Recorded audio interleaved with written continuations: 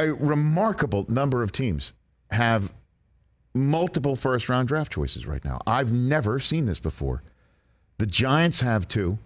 The Jets have 2. The Texans have 2. The Eagles went from 3 down to 2. The Saints had 1 and said, we need 1 more. Yeah, we got to get 1 more. They now have 2. The Packers have 2, thanks to their trade with Devontae Adams. The Chiefs took one of the draft choices that the Niners gave Miami to trade up in last year's draft. They took one of those first-rounders and gave it to the Chiefs for Tyreek Hill. And as we all know, the ultimate first big shot fired in the non-playing season of last year, or the transaction period of last season, was the Rams flipping a 1 for and sending Jared Goff to the Lions, multiple ones for Matthew Stafford. So you've got 8 teams with 16 draft choices. A quarter of the league is taking up currently 1/2 of the first round of the NFL draft in 2022. I've never seen that before.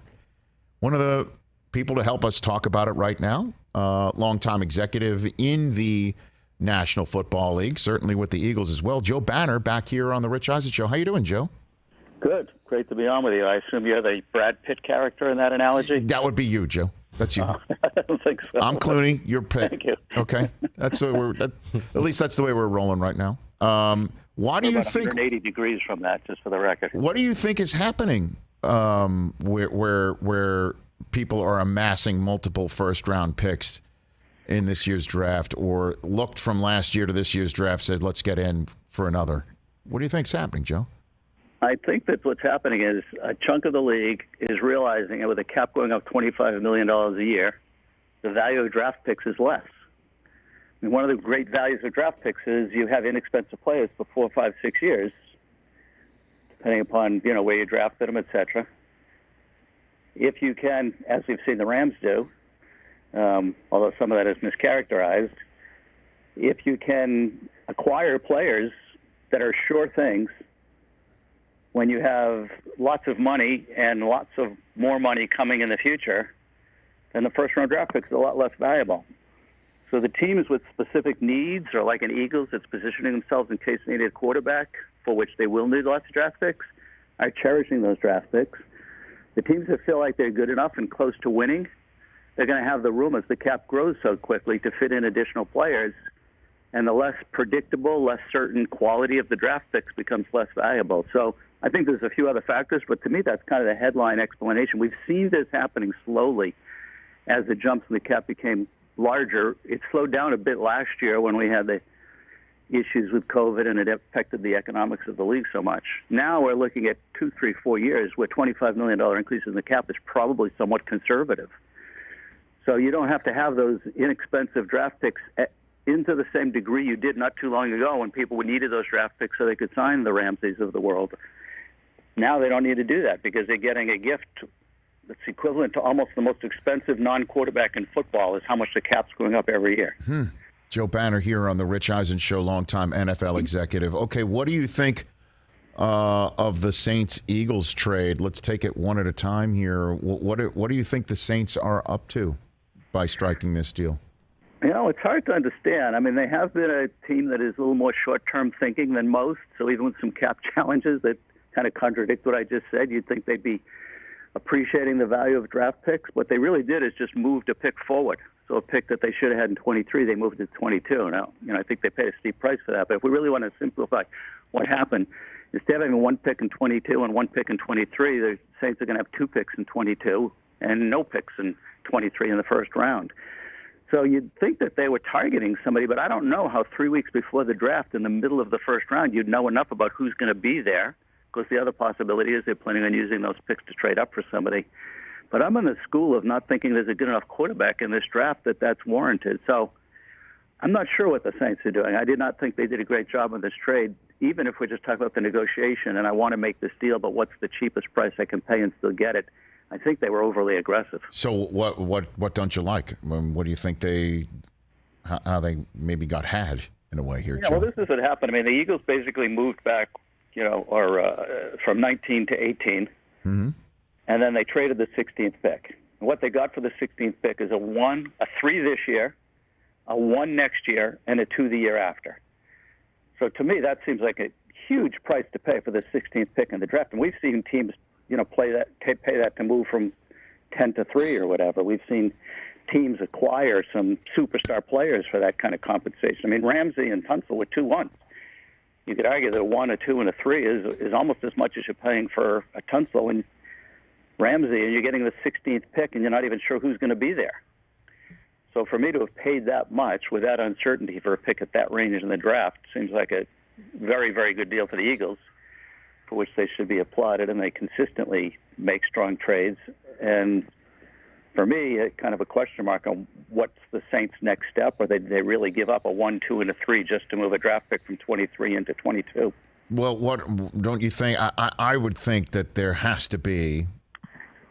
I shouldn't say it so certainty, but you'd think that there's another move here, that they've already spoken to somebody, maybe top 5, top 10, saying we want to get up there, and whatever they just coughed up to the Eagles for this first rounder is the cost of doing business to get where they wanted to go for the player that they've already identified.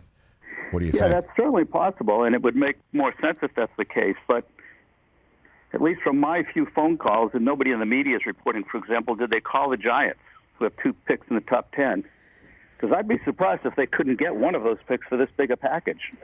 If I'm sitting at 9 and you say to me you get a 1 and a 2 and a 3, and you still have that top 5 pick, and that's all it's going to cost you, get a 1, 2, and a 3, and you get people that took over in Giants, and I give them credit because they're not trying to kind of win the offseason in their first year. Why wouldn't they do that?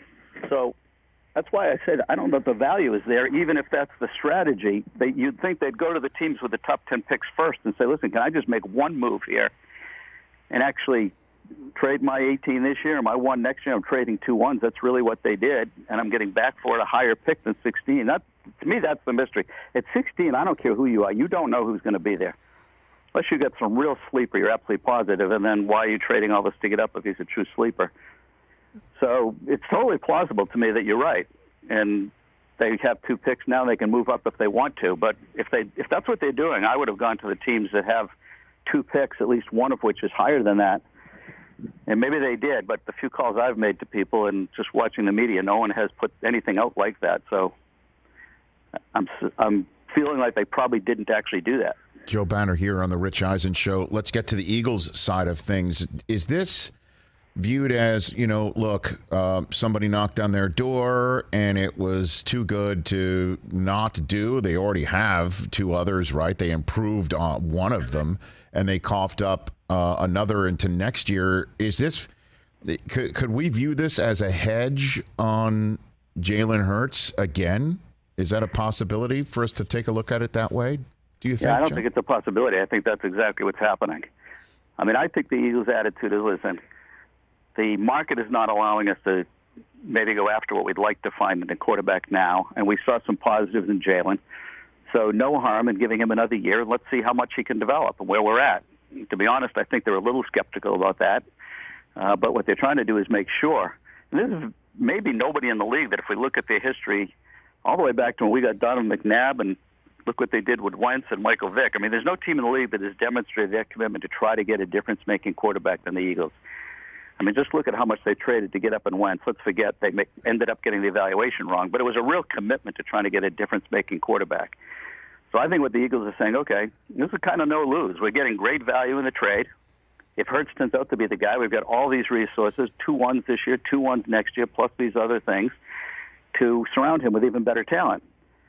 If he's even better than what we think he is at the moment, we got a great plan to go forward. If not, they've positioned themselves at this early date with as many resources available to trade up and get one of the quarterbacks who will be in next year's draft. Everybody seems to agree is a lot stronger than this year's draft, although that's not a very high bar to hit. So I think that's exactly what it is. The Eagles are creating an insurance policy here, and frankly, one I think they're probably going to need. But if they don't, no harm done. And if they do, very smart to have anticipated before it was too late, or some of these other teams had made trades and weren't still interested in having this kind of a conversation. Walk me through the skepticism on Hurts, Joe. Walk me through. I think that you're seeing a quarterback who, in a run-oriented offense like what they ran the second half of last year, what we see the Ravens doing, what we see somewhat what the Arizona's doing, Arizona, is doing with Kyler Murray. Mm-hmm. I think he proved he can be very effective in that scheme. I don't think, and I've known Jeff Lurie for a long time, worked with him for a long time, and Howie Roseman as well. I think that they'd like to find a quarterback that can actually carry the team and be talked about in the top 5, worst case, top 7 quarterbacks in the league. I just think as you look at to me, the keys to the quarterback are how quick is he processing and how accurate is he throwing. If you can check both those boxes and the arm is at least adequate, you can win a lot of games in the NFL. I think when it comes to the processing part, and I want to say this carefully, processing is different than intelligence. I've worked with people, saw quarterbacks that were super smart people, but they weren't necessarily the quickest processor on the football field. And I saw people that I didn't think were that smart, and they had incredible instinct on how to process quickly on the field. So I'm not making a dissertation here on whether Hurts is smart or not. I'm just talking about the specific skill at processing quickly as you're about to get the ball snapped into your hands. I think there was some concerns there about just how quickly he processed, and maybe more time will improve that. And I think his accuracy is just okay. So if they're truly looking for a top 5 to 7 quarterback, I personally don't think they have it in Hurts. And they're set up now that if that turns out to be true, they have a chance to get that guy. Jalen Hurts, the quarterback of the Eagles for the moment, and you just heard Joe Banner walking you through everything going on in Philadelphia right here on the Rich Eisen Show. Look, I could sit here and say which is the most important transaction from this past season and past March, which was off the charts. But the one that we know is going to have the longest ripple effect in this league is without a doubt the fully guaranteed deal for Deshaun Watson. And I'm wondering how you see this playing out, that there's going to have to be an owner in this league that stares at his, generationally talented kid quarterback who he is deeply and madly in love with, and why not? Because of how good he is and how, to use the Mayock phrase, clean off the field that he is, and say to that person, I'm not guaranteeing every single dollar. I'm not putting that much money in escrow. Sorry. Right? I mean, that's the way it's going to go, or an owner is just going to have to do this because the Haslams just did for somebody that had 22 civil suits hanging over his head. What do you think, Joe? I think it's going to be really hard to be the owner that says that. Although when we think about the quarterbacks that are now or within a year going to get those new contracts, we have some of the owners that if anybody's going to say it, they're going to say it. I mean, Mike Brown is, I guarantee you, not happy with what happened, and he's a year away from having to sign a guy that just carried a team to the Super Bowl. San Diego's a year away from needing to sign Justin Herbert. Not sure what's going on in Baltimore, but they presumably would like to sign their quarterback at any moment. These are mid-revenue to low-profit teams, and they bring the league back to a point where there were legitimate debates about whether low-profit teams versus high-profit teams was affecting the competitive balance in the NFL. So I know we're in the weeds a little bit for the average fan, but this is going to affect you and your team sooner or later. And it will affect a lot of quarterbacks, a lot of contracts sooner or later, and some quarterbacks right away. So, some owner's going to get a lot of pressure to do that, whoever's doing the next deal. Because one deal, when you're negotiating, you can explain as an outlier, an aberration. You start to see 2 deals or 3 deals, a precedent is now established, and you don't have a case to make. So we've got a couple of owners. If anybody's going to take that hard position and at least postpone doing the deal. Remember, they could keep Burrow for 3 more years and 2 tags. It's Cincinnati is the most likely team in the whole league to do that, so at least in terms of how far he took his team. They just had the quarterback that's the best of the group I just mentioned. So this is going to affect everything, and you're right. Not many owners are sitting with $200 million they can just put into an escrow account. And I know that sounds funny to the public because they're so wealthy, but they're just not structured in a way that that's a natural thing to do or a smart thing to do, frankly, in most instances. So what about Arizona? Don't you think that maybe whatever, last time you were on, we talked about that, and I have it here still because, again, his stationery is so impressive, the Kyler Murray stationery that Eric Burkhart sent out his statement, his sort of, Jerry Maguire type manifesto saying that my guy wants to be your quarterback. He wants to be paid appropriately. Don't you think that whatever conversations that Steve Keim, the GM there, and Michael Bidwell, the owner, is there, that's had with Eric Burkhart, Kyler's representative, whatever framework was working on got completely changed by the Watson contract. Don't you think? 100%. not even a maybe or probably 100%. And as with every one of these guys that are coming up here soon that are playing at such a high level, everything's changed. Now, there is a compromise outcome, okay, and it's dependent upon the quarterback, really. Because if you do a 3 or 4 year deal, and what Cleveland did is still problematic, but massively less problematic. What Cleveland did that created such a problem for everybody is they went out 5 years, made him the top-paid guy, skipping Rodgers' contract, which is written in kind of funny way for the moment when I say that. Fully guaranteed the whole thing, and he's a guy that has a whole bunch of off-field problems. You didn't even get the normal forfeiture of guarantee language that we get in contracts of even players that have absolutely no questions whatsoever about their character. So it was the details of it that made it so problematic. Now, if Kyler Murray said, listen, I'll sign a 3-year deal because I think the cap is going to go up, and in 3 years I'm going to give him a bigger deal than you can give me now, I think Arizona would feel like they were lucky and they won. And then the amount of money needed to put in escrow and all the rest of that stuff goes down very dramatically. But I'm certainly, if I'm a player, I'm trying to figure out, well, why in the world should Deshaun Watson get anything I didn't get? And again, I'm talking about the top guys when I say that, the Burrows and the Herberts. But that will be the fight. I mean, they're sitting there going, listen, either you get a partially guaranteed deal at the right average, or we can give you a very high average and a fully guaranteed contract, but they'll say it has to be 3 years, and then maybe they compromise at 4. That's the only way these teams and these owners, they have strong philosophical objections to what happened. That's the only compromise I can even think of how do I keep this guy. I mean, it's Joe Burrow. I'm not letting him go. But everything I've done for the last 40 years of my life as an owner of the team says everything Cleveland did is everything I don't believe in. Maybe they go to a shorter-term deal as a compromise to at least get it done. And listen, there is an argument from the players' side. With the way the cap is going to go up, maybe I'm better going back to the market 3 years. I got some choices if I want to go to another team, or this isn't the right place for me, and instead of waiting 5 years, I have to wait 3. I'm getting a fully guaranteed contract. And probably the quarterback's going to make even more money 3 years from now than 5 years from now. It's not a crazy thing for a player to think of doing. And it won't eliminate, it will mitigate the damage that the Watson contract did to the market as a whole. So, Joe, before I let you go, I guess I'm going to get greedy, and I will now ask you which March transaction do you think will affect wins and losses the most? And it could be on either end. Adams goes to Vegas and leaves a hole atop the offense for Green Bay. Anything like that? Russell Wilson, Tyreek Hill. I mean, the names were insane last month, Joe. Which one do you think is most impactful? It made it a blast. I mean, listen, I'm going to put Deshaun aside for a moment, which I do think is the most consequential because it's going to affect so much in the future. I mean, my answer to this question is Russell Wilson. I do not see the deterioration from what I believe is an extremely high level of performance that some people seem to feel like they've seen in the last year or two. I think Devin has a lot of other positives. Obviously, the primary negative is in a division that's just impossible. And you could be a very good team and come 4th place in that division. It wouldn't even be shocking. In fact, a very good team will come in 4th place in that division. So that scares me. But I just think Russell is an outstanding player. I think he's actually been held back by the scheme and the approach they've taken to the game in Seattle.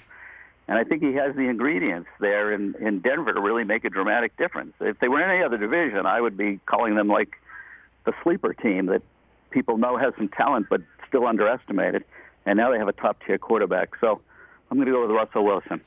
Joe Banner, much appreciated. 33rdteam.com to read Joe's musings as well as on Twitter. I appreciate you taking the time here, Joe. Always a pleasure. Thanks, Rich. Right back at you. That's Joe Banner.